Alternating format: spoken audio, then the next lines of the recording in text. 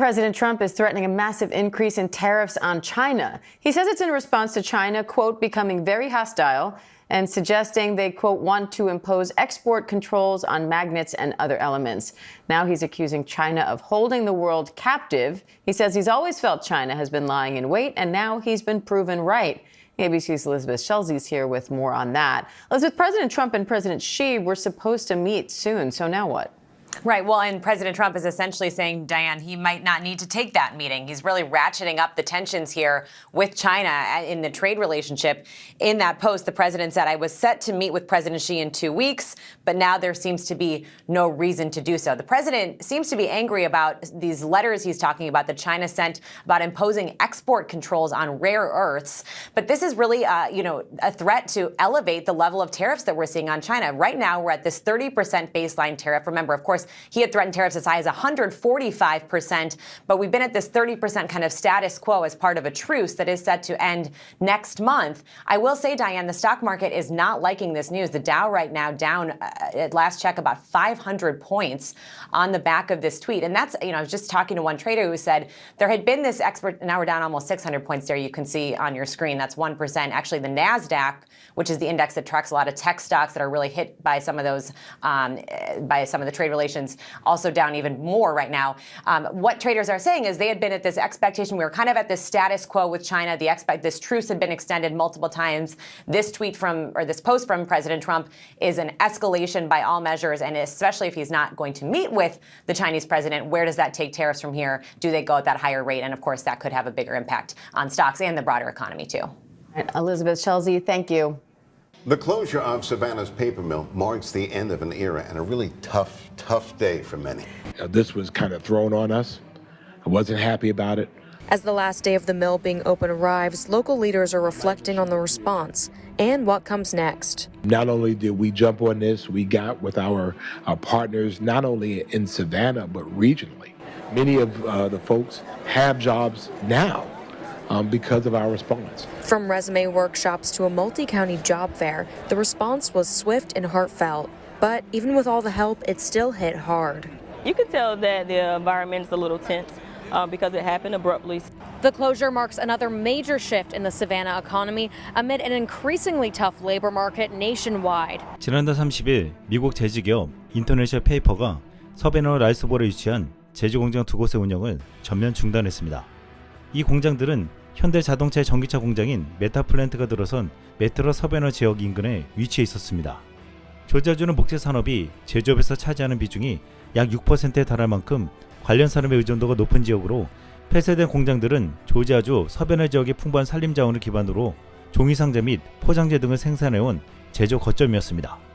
이번 폐쇄로 인해 공장 근무자 1,100여 명이 즉각 일자리를 잃었으며 공장과 연계된 산림 및 벌목산업 종사자 5만 2천여 명을 비롯해 토지 소유주, 산림 관계자, 벌목공, 목재 운송기사, 차량 정비업 종사자 등으로 경제적 피해가 확산되고 있습니다.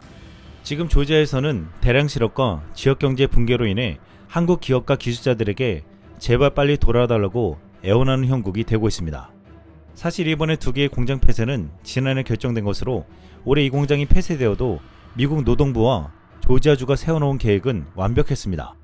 이번 공장 폐쇄 지역은 최근 한국인 집단 구금 사태가 발생했던 지역과도 겹치는데 조지아주는 쇠퇴하는 목재 산업에 대한 추가 지원 또는 공장 용도 전환 등을 고민하던 중 현대차라는 세계적인 기업의 투자를 받았습니다. 이로 인해 지난해 현대차 그룹 메타플랜트 공장이 서베너 지역에 건설되기 시작했습니다. 현대차 공장 덕분에 이 지역의 창고 및 물류센터가 지어지고 주택 판매가 활성화되는 등 지역 경제가 개선되는 흐름을 보이면서 아무런 걱정이 없어 보였습니다. 그러나 지난 9월 조지아주 한국인 노동자 감금 사건이 벌어지면서 현대차 LG에너지 솔루션 배터리 공장 건설이 중단되었고 한국 숙련 기술자들은 떠나버렸습니다.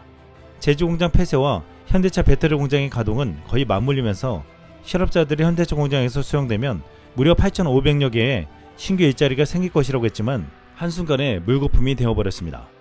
지금 미국 노동부와 조지아주에서는 이 같은 계획이 올스톱되면서 빨리 한국 노동자들이 돌아오고 미국 현대차 공장이 재가동되기를 바라고 있습니다. 그런데 지금 현대차, 삼성전자 등의 한국 기업들은 이번 사태 이후 놀라운 행보를 보이고 있습니다.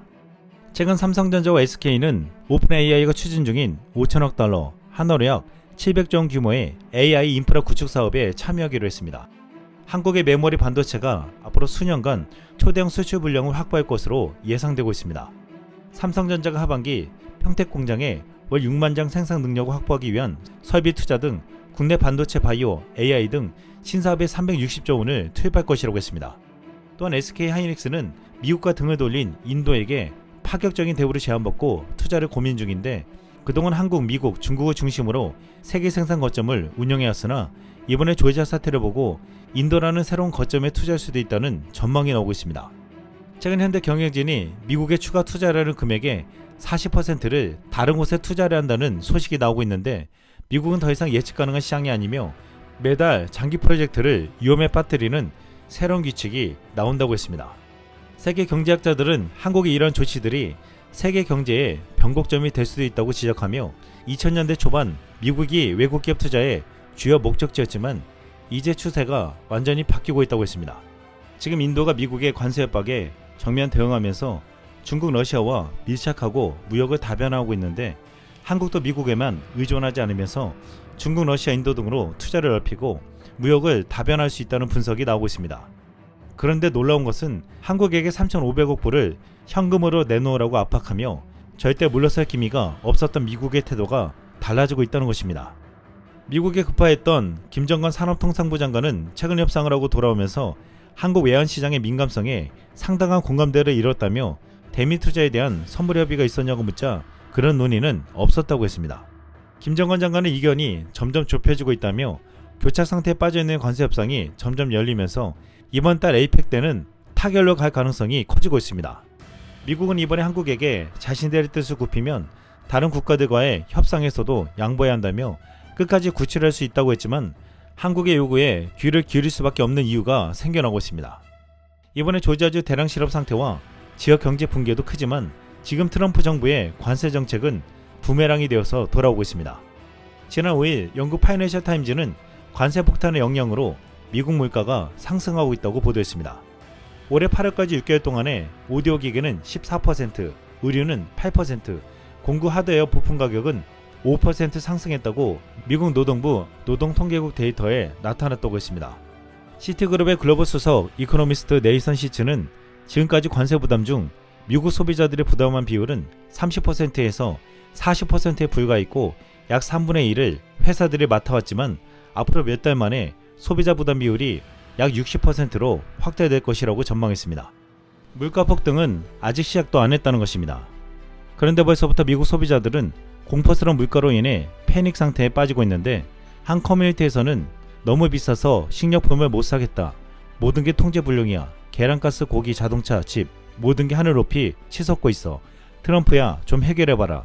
다진 쇠고기가 182% 올랐는데 물가 상승률이 겨우 4에서 6%란다 라고 분통을 터뜨렸습니다.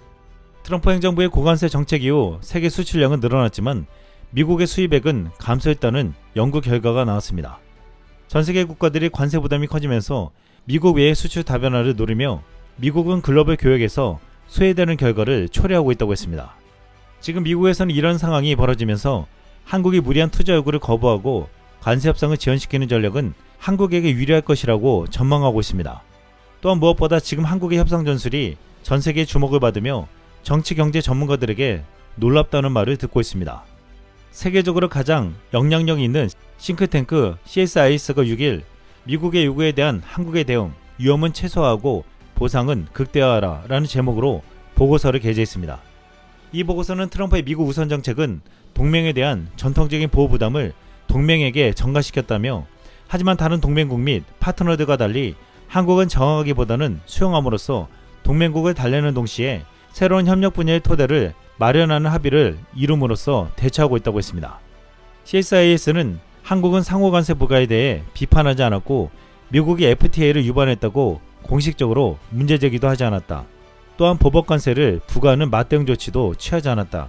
대신 서울은 관세 인하를 위한 협상 기회를 주도적으로 모색했다. 2025년 2월부터 6월까지 한국의 고위 통상 당국자들과 국가안보실장, 외교 장관까지 매주 워싱턴을 방문하며 미 상무장관 하워드 루트닉과 미 무역대표 제이미슨 그리어를 따라 스코틀랜드까지 가서 심의협상을 벌였다. 그 어떤 미국의 교육 파트너보다 한국이 가장 적극적으로 거래를 성사시키려고 노력했다라고 말했습니다. 이 같은 한국의 전략은 일본과 EU 등 그 어떤 나라도 하지 못한 것이라고 했습니다.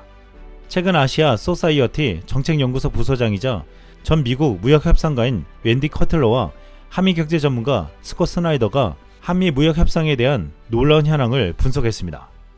I think what's extremely important is for the Korean government as well as the industry to convey all of the areas of cooperation, potential cooperation between the U.S. and Korea. So, for example, shipbuilding, extremely important, and frankly, $150 billion of that investment fund, over almost half of it, are devoted to shipbuilding projects. And so we're putting a big emphasis on shipbuilding. In a couple of weeks, we're going to be putting in new sanctions against Chinese ships that are making port calls in the U.S. in an effort to not only get, to act against China and their unfair trade practices, but also to try and give incentives to build a domestic industry. And here, cooperation with Korea is going to be critical. So whether it be on shipping or semiconductors or batteries, there's so much we can do together. But look, the other thing is if these agreements don't cover some of these 232 tariffs, then Korea and other countries as well are going to need to make that determination. Even if we get the reciprocal tariff down, if these sectoral tariffs are going to be so damaging to us, are these framework deals with the United States really worth it? So far, most major countries have said yes, but I don't think it's out of the question that at some point, Korea or other countries may just decide that, you know what, we're better off without an agreement given the types of concessions we're being pressed to make. Well, I guess stay tuned ends up being the mantra for trade policy these days. Yeah, but I will say that I still am somewhat optimistic that the U.S. and Korea will find a way forward because we're allies, we're important partners. Again, the U.S. does want Korean cooperation, particularly on semiconductors and shipbuilding, on AI. And so, there are a lot of reasons why the U.S. wants to work with Korea. So I am hopeful that some solution could be found. 이 방송에서 웬디 커틀러와 한미 경제 전문가 스콧 스나이더는 미국이 한국과 협력을 원하고 있기 때문에 결국 한국에게 무리한 요구를 거둬들이고 합의가 될 것이라고 전망했습니다. 이번 영상마이미에 미국이 한국과 합의할 수밖에 없는 또 다른 이유를 말해주었습니다. But I thought it was particularly interesting that 68% of Americans say that trade with South Korea is beneficial to the United States and only 10% are supporting increases in tariff on South Korean goods. I just wanted to get your reaction to that. I was stunned by that outcome because, there seems to, when Trump talks about how unfair trade is with Korea and all these other countries that have trade surpluses with us, there seems to be a lot of support for that position. And so this seems to be a resounding endorsement of cheap or, untarified Korean products coming into the United States. So that's very heartening. I hope you share these results with the White House. 한국인 구금 사태가 벌어진 조지아에서 지금 비명 소리가 연이어 나오고 있습니다. 지난달 30일 조지아주 위치한 제조공장 2개가 폐쇄되었는데 지난 9일에는 조지아주 한 대형사주 유통업체가 문을 닫으면서 큰 충격을 주었습니다. 현지 방송이 이 사태에 대해서 긴급 보도했습니다. Time employees at the book distribution plant in Commerce said that they were let go without notice or even given a severance. Yesterday, more than 100 employees were sent home with a separation notice. 11 Alive's Chase Howell spoke with some of those employees who say they were blindsided. This is the first time I've ever been let go from anywhere. Carly Prater says she was one of more than 100 people let go from Baker and Taylor in Commerce Tuesday morning. I left in tears. I was so upset. Being there 11 years, I was crying. I was so upset. I didn't know what I was going to do. Prater says for more than a decade, this is how she put food on the table for her family. And now with another baby on the way, she says this situation has added yet another thing to stress out about. I had no insurance at this point. My husband's out of work. We were struggling as it was. and we wasn't even getting 40 hours a week. Separation notice is all that Jan says he was given after more than 3 decades of working at Baker and Taylor. Paying bills will be difficult till I can find another job, and considering my age, I'm a little late 50s, it's going to be a lot harder to find a full-time job because at my age, people don't want to hire. 미국 조지아주 애틀랜타 도시권에 있는 이 대형 서점 유통업체는 리더링크와의 인수계약이 무산된 후 아예 회사 운영을 중단했다고 했습니다. 이번에 폐쇄된 건물은 60년 동안 칸카키 카운티 마을의 상징이었습니다. 이 마을은 이 밖에도 올여름 존스비푸드가 공장을 폐쇄해 300명의 일자리를 잃고 그전에는 초콜릿 공장이 불타고 필터 공장이 문을 닫으면서 많은 이들이 일자리를 잃었다고 했습니다. 이런 상황에서 현대차 배터리 공장의 건설은 이 지역의 희망이었는데 어처구니 없는 감금 사건으로 공장 건설이 중단되어 버리는 일이 벌어진 것입니다. 조지아 주지사 캠프는 주에 대한 외국인 투자를 유치하는 데 앞장섰지만 한때는 자신의 픽업 트럭을 이용해 불법 범죄자를 검거하겠다고 제안하기도 했습니다.